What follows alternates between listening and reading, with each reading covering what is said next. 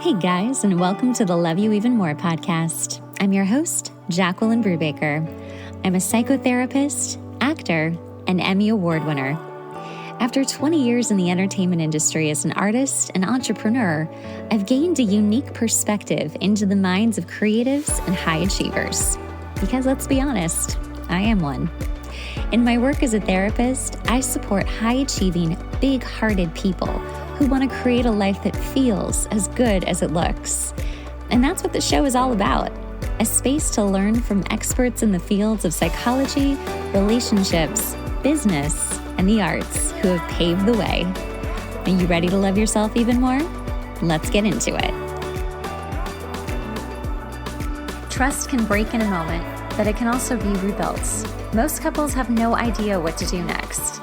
And today's guests are the Therapy Brothers, Brannon Patrick and Tyler Patrick, licensed clinicians who help people recover from betrayal, trauma, shame, and addiction. They work with couples deciding whether to reconcile or separate, and they focus on the deeper healing that makes either path possible. You'll walk away with clear language, practical steps, and hope that actually holds up in real life. Welcome, you guys. I'm very excited to have you on today. I love that you are brothers and you're both clinicians. We're just going to get into some betrayal trauma and how that feels like PTSD, and then the triggers that come after that for so many people that have experienced that. So whoever would like to go first with this, I'm happy to just let you duke it out. It's a really, really tender, horrible thing when people are betrayed, especially in partnership, and it's sometimes impossible to get over, and it does lead to divorce or separation.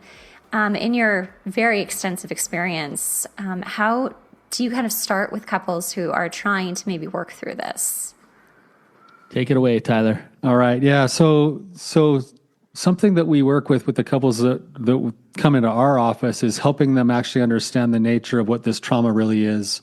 Mm-hmm. Because some people want to section it off as just saying, well, this is one part of our life where there was a breakdown in some kind of a trust, but it doesn't really work that way for the partner who's been betrayed, because the place where they're supposed to feel the safest, that's the most connected, the most secure, has now become the place that feels the least safe. And so the body experiences like a real threat. Something is actually really off, that this almost feels like it's threatening their life. So partners who are betrayed often report the same symptoms as someone who has PTSD with other big traumas, where they have flashbacks and they can't sleep properly, and eating problems, and the hypervigilance that comes with being in trauma all the time, where they're always looking outward for the risk factors that might prove that they're still not safe in some way.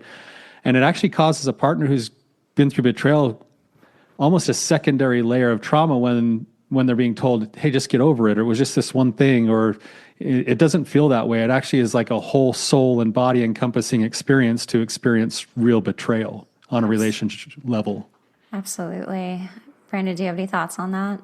No, I just, what Tyler's saying is true. It is trauma. It's if you think about it, if you find out that you're being cheated on, you're going to remember that and have a pretty intense emotional response to it. And it's no wonder that the people that we work with who have been betrayed most of the time can be like, yeah, it was January 20th on, 2016. Like, they remember the day. Clearly it's imprinted. It's very obvious to them. But to what Tyler was saying, it's more complex than normal trauma, because it's like things around betrayal trauma, around discovery, are like little gaslights, manipulations, turning the tables. You sometimes like family members get involved and complicate things, or clergy, and so it gets really sticky and messy on top of this like real strong emotional response that you have to the things that have happened to you. So it's we call it multidimensional trauma. It's complex trauma, betrayal is. Right. And so it's important to look at it through that lens. I was actually thinking about what you just said, with it being so complex, especially when the person that's betrayed you is the person you used to go to for safety and comfort. And and there's a response that humans have where they're like, I want to go back to you to fix this. Like, please heal me. Like, you used to comfort me, like make me feel better. And the person who's betrayed them are now completely unsafe. And so that person that they used to go to is not there. Or I was also thinking about in toxic relationships who either it's a narcissist or some kind of toxic person is creating these like gaslighting situations where the person is being betrayed, but then told, no, that's not true. Like, and I'll tell you why it's not true. And they're like, it's like a ping pong of like, wait, I trust you. No, I don't. Yes, I do. No, I don't. Are you safe? Yeah, no, and it makes it really difficult for someone to know like what's up and what's down. We call that crazy making. Definitely. And what really sucks is somebody who's been in a relationship like this, it starts to deteriorate their ability to trust their gut and follow their intuition because they are confused. What is truth and who am I? And am I okay like feeling these things? And it can really, really do damage to somebody. Yeah, absolutely. And like to that topic of trusting yourself and trusting your gut, do you have clients that you've worked with that you've worked on that with them? Because I feel like especially after betrayal, you're so terrified to trust anyone, but now you can't not look at yourself and be like, how did this happen to me? How did I get here? Like, I thought I had a good judge of character. Why did this happen? How do you work with people to learn to trust themselves again?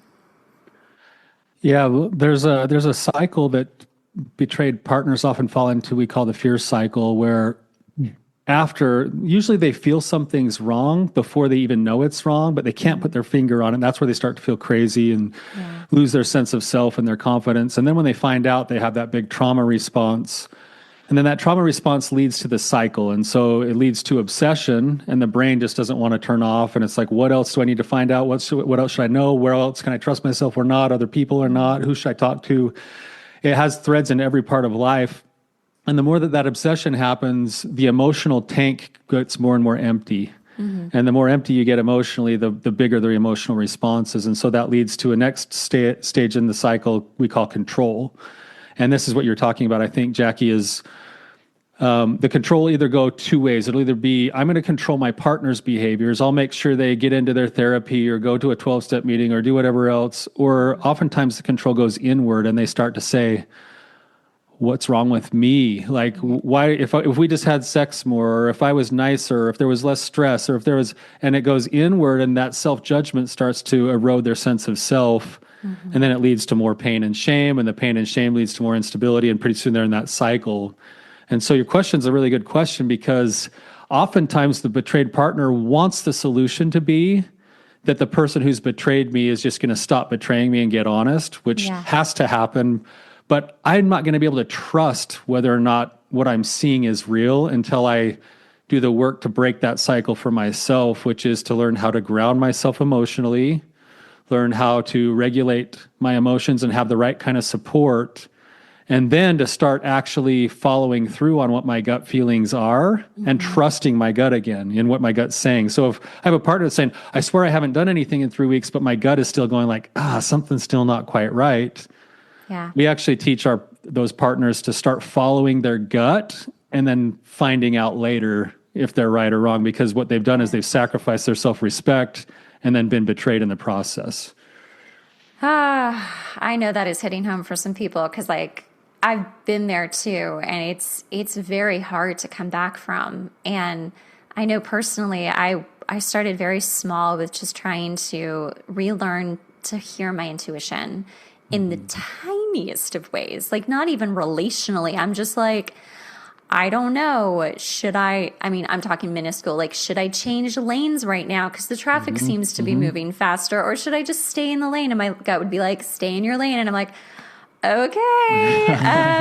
And then my lane would move forward. And I'm like, okay. And it helped. It was like minuscule. It had no like weight, and it just helped me like get back into being like, no, I do trust myself and I do trust my gut. And what you said too, Tyler, that's so important is because you've kind of just completely lost how to trust your gut, when you are taking that big leap of, okay, my gut is saying like, I just don't trust him or her, and they are lying to me, even though I don't have the proof to show it, but I'm going to like take that leap and be like, no, you know what? I can't do this. Or they leave the relationship or something big changes. And then they find out later, oh, hey, you were right. It must be so gratifying. Yeah. You know, Jackie, I was talking to someone last week, and she was telling me about her situation. And from my standpoint, I'm listening and I'm like, oh my goodness, like this is so obvious. Like he's cheating on you, he's hurting you. But she was giving every way for it to be possible that wasn't the reality, because she didn't want that to be the reality. And something you just said about starting to trust your gut again. One of the big misnomers with all of this is when you get betrayed, a knee-jerk reaction is, I don't want anybody to know, because one, I'm embarrassed and the pain so much, but two, I'm probably supposed to protect them too. Like, this is just our business in our marriage. And when somebody's feeling crazy and they can't trust themselves, like I can't tell you how powerful it is when they have a really healthy group around them and they can call their group members and be like, am I crazy? Am I off here? Is this okay?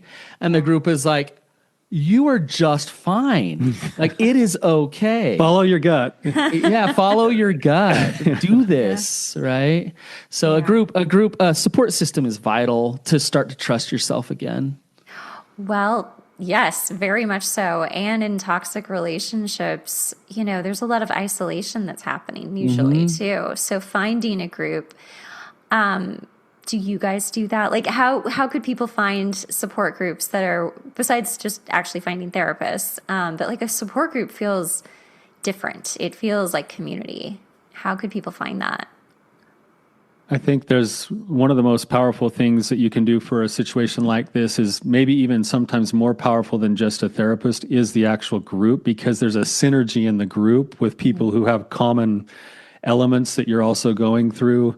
And I look at a good group as almost like a scaffolding that helps you to kind of hold your values and hold your shape while you try to get your feet planted again and move forward and make the hard decisions that are inevitably going to come as a result of going through that. And so, yeah, we do, like, our program is one of many. You know, we run something called Reclaim Your Heart groups, which are for both the people who've done the betraying and for the betrayers. And then we try to help people who want to work back together to do that together. Sometimes they don't. And so you can definitely do it that way, but there's, you know, a lot of other programs out there too that also do the same thing. That I think the key principle here is you find people, and this is important for looking for your team. You want to find people who are willing to learn what you're going through, who will keep your confidences and not go spread all of your stuff everywhere, who will also balance a push for your growth while also showing empathy. You don't want someone like just keeping you stuck in this. In fact, I just listened to one of your episodes about the victim mentality. It's really true that you can be victimized by being cheated on, and yet you don't want to stay forever in the victim mentality. And so, although it's valid, Yeah, I mean, you can stay there if you want. It's justified, right? Hopefully not forever. It's your life and your freedom on the line, right? And so having a good team member is one who will say, it is dark down here. Yes, I see you. I'm there with you. And how do we climb out of this? Let's move. Let's grow. And so if you get a team member that meets those criteria, then that's what you need, because that's going to help to move you forward and be that scaffolding that holds you in place as you get planted again. I really love the visual of scaffolding, actually. That just really feels like a very solid thing that you can picture, and it makes a lot of sense. Where you're like, I'm not quite ready to stand on my own, but I have these people holding me up that can make me feel even stronger than I already am. And then I can grow in that strength. And eventually I won't need as much scaffolding. I can then become scaffolding for maybe someone else. Awesome. Exactly. Yeah. And I would just add to what you're saying before we shift the subject a little bit, is one of the benefits of learning to follow through, like you were talking about earlier, just a little bit of following your gut, is that if you start to strengthen that muscle, it gets to the point where you're actually offering not only your own growth in knowing to trust your gut, but you're actually offering a gift to the relationship. Because now it's like, for instance, if my wife comes to me and she says, hey, Tyler, something still feels really, really off. And I'm like, nothing's off. Like, there's nothing wrong here. She's like, I know, but like my gut's telling me that. And I think I need the night away to go take care of myself and see what's going on for me. That night away that she takes following her own gut is also a night where I'm left to go, what's possibly keying this off for her? Am I doing something that might be triggering that for her? And is that something I want to look at or change or not? And if I'm willing to do that, that's also going to rebuild trust in the long term. And if I'm not willing to do that, then that's also data for my wife as she's getting her feet planted, right? Yeah, that is actually a really interesting, I feel like that's a very common dynamic in couples where, and I do not mean to be sexist, but I do feel like women are like, I feel like something's off. Yeah. And the guy's like, no, I'm good. I'm fine. She's like, no, really. I think something has shifted. And he's like, okay, what did I do? And right. It's tough to be in that place. So I like that, you know, in those cases, like you'll take a beat to be like, hold on, let me go just check in and see if there's anything I'm missing. Maybe I see it, maybe I don't. And also for her too, because I mean, it could just be something that's going on with her. And by the way, I'm not talking about just your wife, right. Just anybody. Right, yeah. You know, just taking that space to be like, is something like perpetuating in me from outside sources that I'm feeling and I feel safe with my partner. So I'm going to maybe try to see if there's something wrong with us first before I investigate the other things that may be the actual source. Possibly. We don't know. But it's all data, right? We're just taking in information. But I love that because so many partners would be like, nothing's wrong. It's fine. Everything's fine. Like it's in your own head. And the other partner feels completely invalidated. And they're like, well, now I feel less safe voicing any concern to you. So, okay, bye, you know? It sounds a lot like the gaslighting that I've been doing to you all along. If I'm like, yeah, there's nothing wrong, get over it. Like, what are you thinking? It's like, but if I'm humble enough to say, okay, let me think through that. It might be the type of thing where I go and I think about it and I'm like, okay, I've been stressed out at work and I've been a little bit checked out and I haven't been as emotionally present. And she's probably picking up on that now. Right. And now I might go back to her when she's done or when we touch base again and say, I think this might be going on. How does that feel to you? And she's like, oh, okay, that makes sense, rather than she still feels like she's crazy because I'm like, there's nothing wrong. Right. Yeah. And so it's an opportunity for connection too.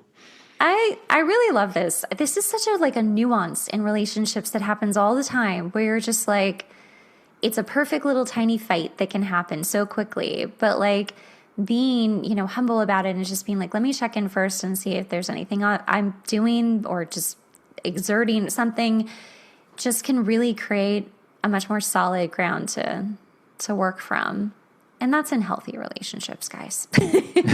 Not the ones that are like broken and toxic. But, let's actually talk about triggers because we get triggered. Everybody does. It's a part of life. With triggers after betrayal, let's give a scenario. The couple is still together. There's been betrayal. They're working towards trust. But some triggers start happening. How does a couple begin to deal with that in a healthy way? It's really hard to start. So, because a lot of times the person who's done the betraying, they have a really low sense of self-worth and a lot of shame. And so when their partner comes around and says, hey, I just smelled a perfume by somebody, or I just saw this, or I heard this song, and a trigger can be anything. It can be any sensory thing that triggers an emotion. But when they say like, I'm hurting right now because it triggered this and it reminded me that you hurt me. The partner who's done the betraying usually, can I say what doesn't work first, Jackie? Yeah. And then you do you. I'm happy here. So the knee-jerk reaction is they'll try to fix it. They'll try to say, well, I didn't do anything wrong today. It's okay. Like nothing happened, which will invalidate the emotion. They'll turn the tables. They'll say, how long are you going to beat me over the head for this? Like, I'm doing the best I can in therapy and here you are. So The partner's triggered, and there you are invalidating and telling them they're horrible for being triggered.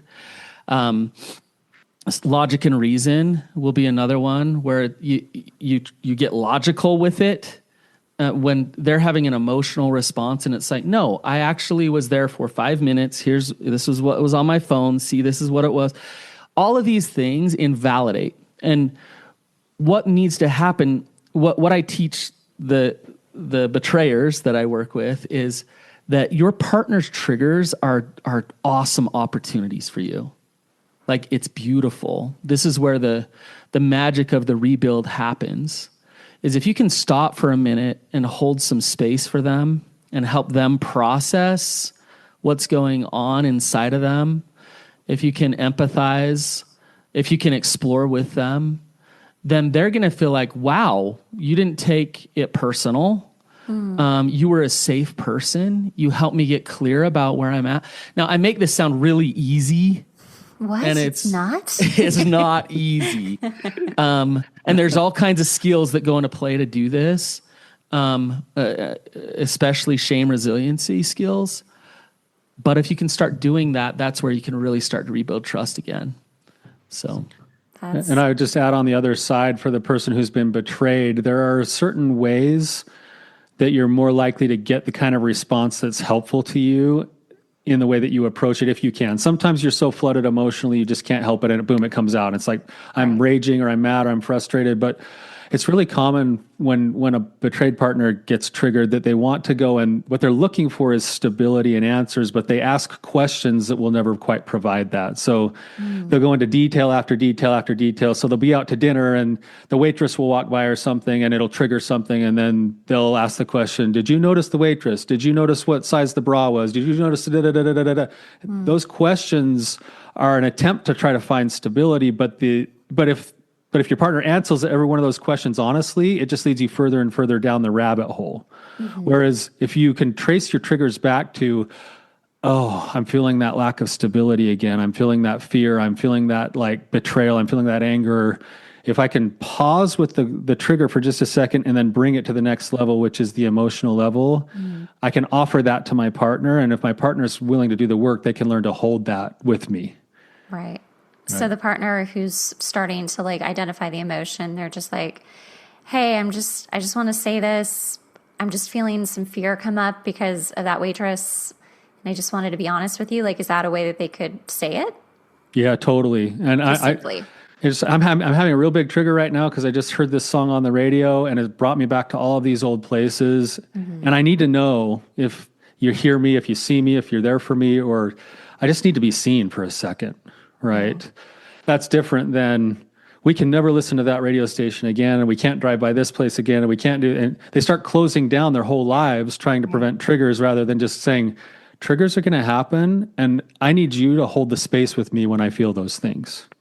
But I really want to emphasize that when you're triggered, you're in your emotional state of mind, and you're reactionary. So don't expect yourself to stop and be like, let me communicate perfectly to you right now. Like, and if you're the partner that's listening, you can really help them regulate their emotions and stay grounded when they come at this emotional state of mind. And you're like, whoa, something's going on here. Help me understand it. Yeah. That can diffuse it down, and then you can work through it. So don't expect yourself to, what Tyler's saying is true, and that's awesome, and it's better, but it's not how we humans always work. Right. And Brannon, I would clarify that too. If I'm on the unfaithful side and I'm being hit with this trigger, I'm also getting flooded with my own emotions of shame and all the stuff that I've done in the past. That's why I have to do my own work on shame resiliency, but I might be the one that actually can help steer that conversation differently. So if my wife comes to me and she's like, hey, did you do this, or did you see this, or what do you think about this or this? I might be able to pause and say, hey, the fact that you're asking all of these questions tells me that you must be feeling this or this or this or this. And you watch for their body language, and they'll give it away. The body language will kind of soften when you hit it right, and they're like, oh, okay. And they say, okay, tell me more about that.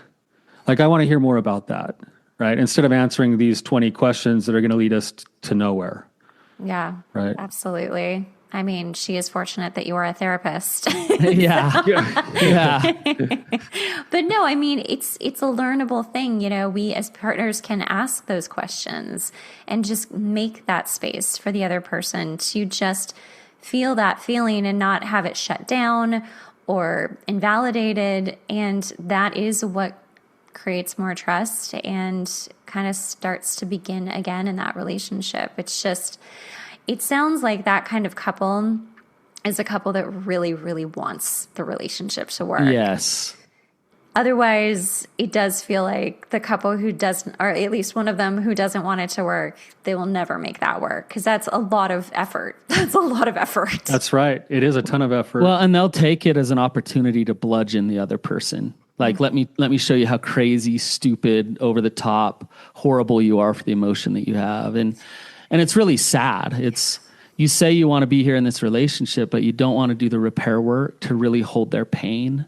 Holding their pain is what's required to repair it. And so then exit the relationship instead of traumatizing them over and over again like that.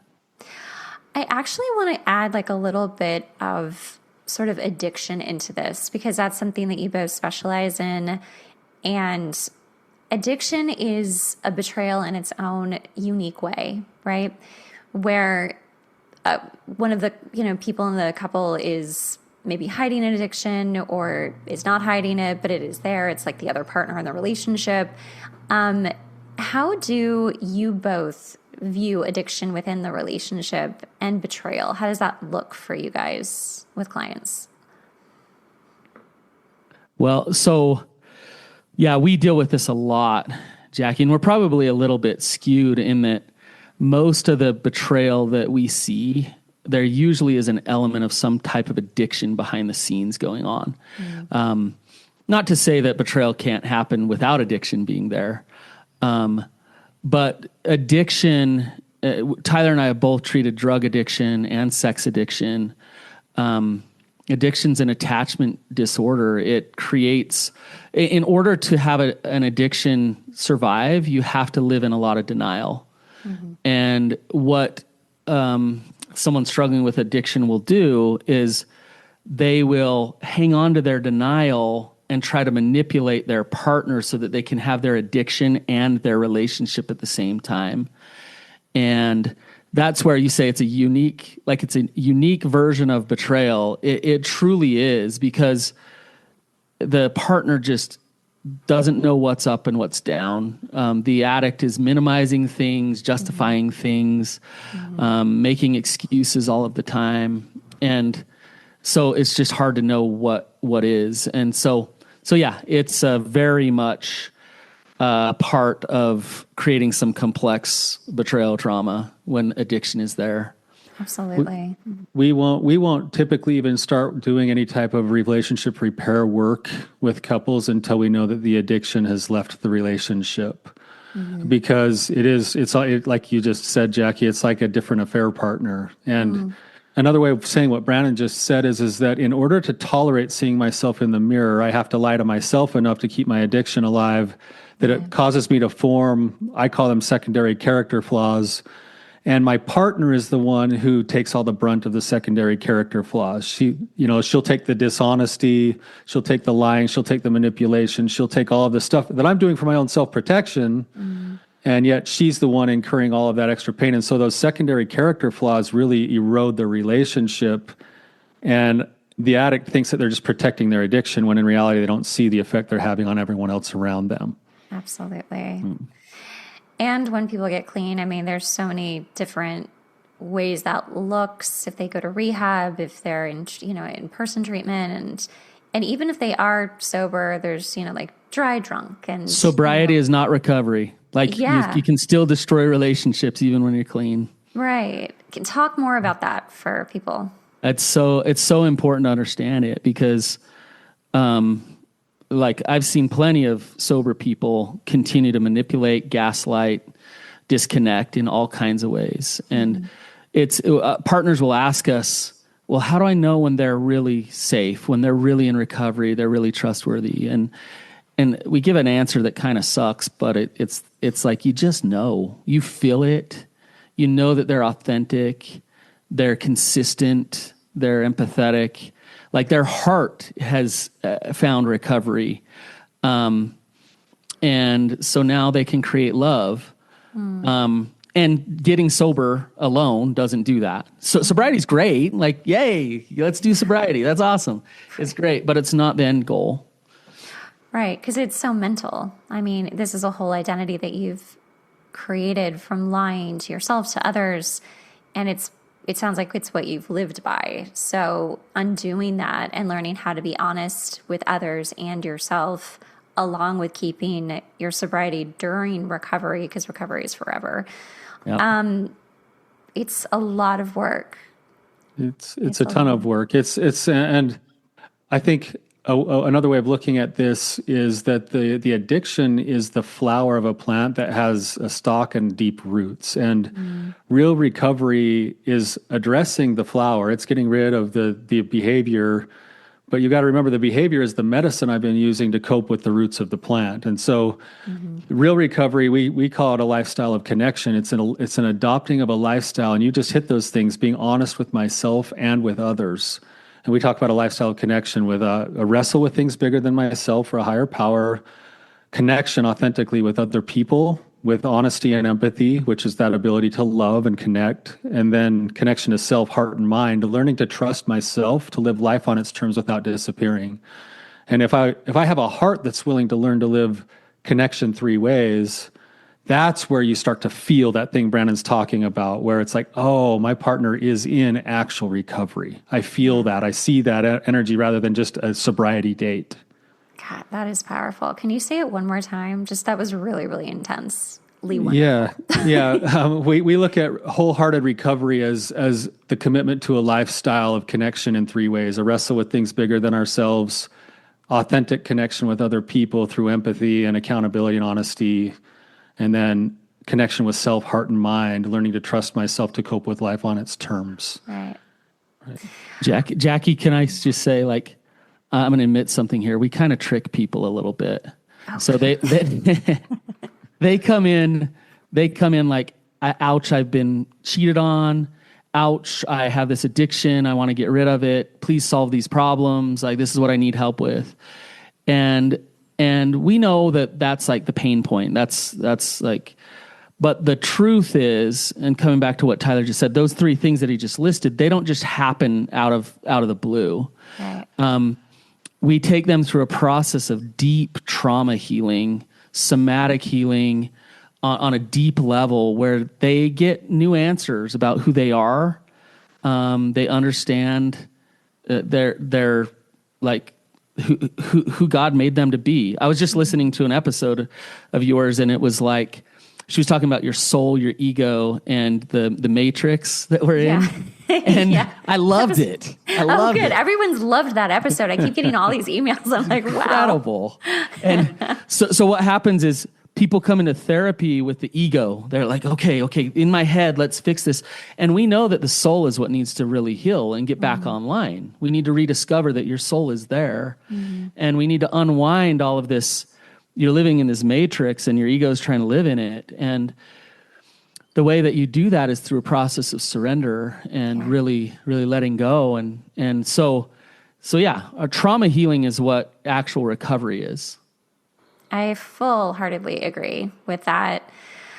I think I just heard something recently the other day, and I just thought it was so simple and so perfect, is that, you can be given all the coping mechanisms in the world, that is only temporarily helping you calm down. That is not fixing anything. That's not fixing the root problem. And that's exactly what you guys are discussing and talking about, is that recovery is traumatic. It's trauma that has never been addressed. And it takes time and a lot of work to really get into it. And a lot of people, especially people who have addiction, that's the thing they're trying to hide from. They're trying to run away from that with the addiction sometimes, most times. And to really face it head on, again, takes a lot of courage and strength. So anyone who can reach those three things that you just discussed, Tyler, and really look at themselves and be like, I'm okay at looking at this trauma, and like being like, that's part of my story, and getting through it to connect with others in a real, honest, empathetic way. I mean, that deserves a gold medal, like a real Olympic gold medal. Amen. Yeah. It's a massive undertaking, but it's so beautiful. And you work in this world, Jackie, to see the miracle that takes place when somebody actually is willing to go through the cave instead of trying to avoid it. And they come out on the other side with, it's almost like a new superpower of self-confidence in life. And I really think it's just a deeper level of true self-acceptance. That's what we're talking about here. It's a pathway. Processing our trauma is just a pathway into deep, radical self-acceptance. And the souls who get there and start to find that space, they're the ones who shine the light, and everyone wants to gather around and be like, it's like you no longer have a secret, you have a story. And that story actually is really powerful once you can fully embody it and own it. Absolutely. I mean, it's just like our soul's evolution, right? And that's personally like my belief is that like, we're here to just learn all the lessons we can. Let's just work as hard as we can to evolve as fast as we can, because I don't want to come back here. I am done. Amen. Let me move on to the next existence, Please, whatever. Exactly. I'm like, no more. I did it. So it's like, people who are willing to take on the really hard stuff, and especially about themselves and their own trauma, like, are warriors. It's beautiful. Yeah. Yeah, you guys are doing some really, really good work. I really love. Do you work with men and women? Mm-hmm. Okay, yes. Good. I was for a second there. I was like, do you guys have like a men's group? Because that could be so powerful too, especially run by like two guys. We run men's groups, women's groups, couples groups, and we also do a lot of retreats. So we'll do men's retreats. We do a really big one every fall. Nice. That we do a lot of the experiential trauma type work at our retreats. We do a women's retreat in the spring. So we do all kinds of stuff, and we work with both men and women. That's amazing. You guys, I have enjoyed every minute of this. I really have. I'm like, please come back. I don't know what you want to talk about, but just come back whenever. We're more than happy to. We'll find a topic. Please, it'll be in the show notes, but tell people how they can find you. Yeah, we made a specific link just for this episode. So if you go to therapybrothers.org /love you even more, and you can put that in the show notes. That's probably the best way. Just click the link in the show notes. But yeah, that specifically is designed for this specific episode. And so that's probably the best way to reach us. Perfect. You guys, do you have any last thoughts you'd like to share? I'll share. Just for anyone who's going through this, if you're listening to this and something's resonating with you, there's a pretty good chance that it's hitting some really deep strings for you. And I just want you to know that if you're listening, there's hope here. There is a pathway forward. You can't guarantee where it's going to end, whether you save your relationship or not, but you can find a place of deeper confidence, deeper joy, peace, power, freedom, love. It's entirely possible. So I just want you to leave with hope today. Yeah, and I just second that. Tyler's running a group tonight with couples, and a lot of these people found out they were being betrayed recently, and their world shattered, and they're in a lot of pain. But it's beautiful to watch just the really early parts of it. They're just willing to step in and heal, and now Tyler and I also have people that we've worked with for years and years, and they are healed and healing. They're constantly healing. Mm-hmm. And so Tyler and I can say there's hope because we see it every day and we live in it, and we work with people at every stage of the process.